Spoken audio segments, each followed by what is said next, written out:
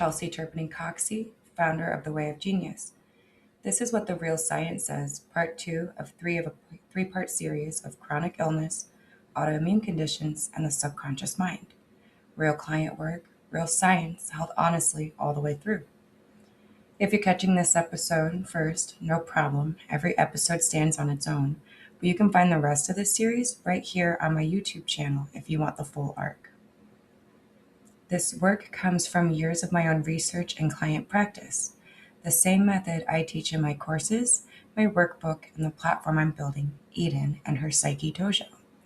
If any of this resonates, subscribing genuinely helps something real, making metacognition accessible to more people, not just the few who can already afford a coach. So, let's get into it. Last episode was the pattern itself. This one is about the actual science underneath it, what's genuinely established, and where I want to be honest that I'm out past the edge of proven research a little bit. Quick reminder from the last time. Your subconscious teams, which are your parts and archetypes, the whole shared ecosystem is real, functioning territory.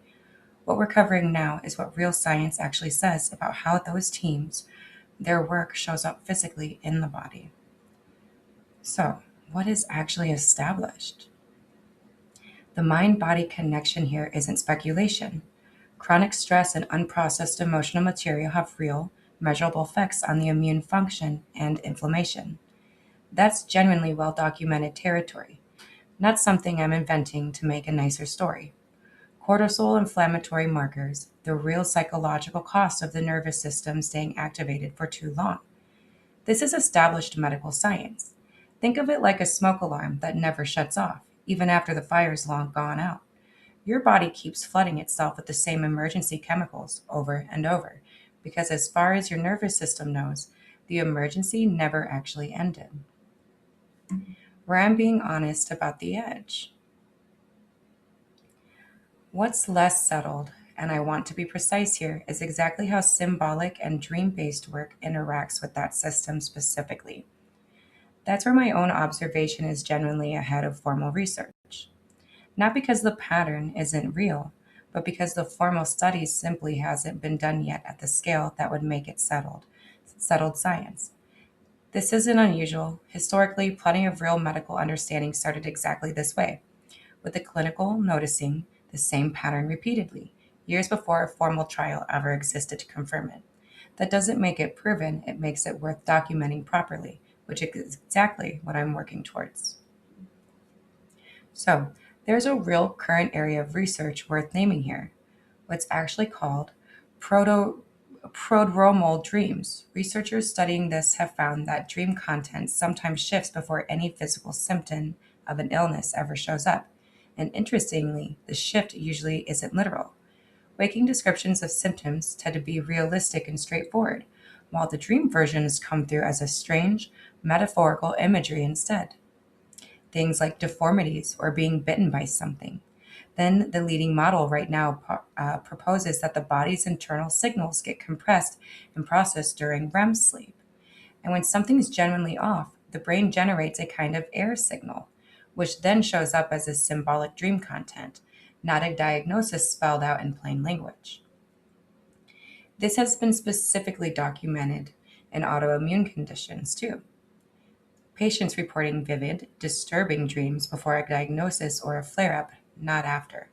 I want to be honest that this research area is still genuinely emerging, and even researchers actively working in this field acknowledge it remains controversial within broader medicine. But it's real, current, and peer-reviewed territory, not something I invented to make my own observations sound credible than it is. So, here's where my own thinking actually extends past where the current research says. We already know neuroplasticity is real, that the brain can physically rewire itself through repeated thought and experiences. So here's the question I keep sitting with. If thought reorganizes the brain, why couldn't symbol organize the body? I don't think that symbol is just a message about the body arriving after the fact, like a messenger reporting on something happening somewhere else. I think the symbolic cognition may be part of the physiological process itself, not decoration layered on top of biology, but one of the actual languages biology uses to organize and communicate internally, like it's sacred geometry. That's my own theory, genuinely mine, not something the parent proto-Romal dream research has claimed. I hold it with real curiosity, not certainty, but I think it's a more interesting question underneath all of this. Not just whether can dreams predict illness, but whether this symbol in the physiology were always the same event described two different ways. And if that's true, the real question I actually pose is this: could we deliberately build an operating system for health around symbolism itself, not as a metaphor, but as a genuine interface? I don't have that answer yet, and I don't think anyone does, but I think it's right to question to be asking. If you actually want to feel this, then rather just think about it. This is the same territory I walk through in the calling thread, one of my master perspective meditations. The real applied neural pathway work, right here on my YouTube channel. Why I think this gap actually matters. I think this gap between what I've watched happen and what's been formally studied is actually the most honest place to stand right now. It would be easy to either overclaim and say that this is proven, or to dismiss it entirely because it hasn't been formally tested yet. I don't think either of those are honest. I think the right answer is the real pattern worth taking seriously, genuinely needs more rigorous documentation. So, in closing, this episode was about holding the real science honestly, what's proven and what's still genuinely open. In the final episode, I want to talk about where I'm actually taking this next: real structured research, real biofeedback, and what that means for anyone who wants to be part of it early on. So, thank you.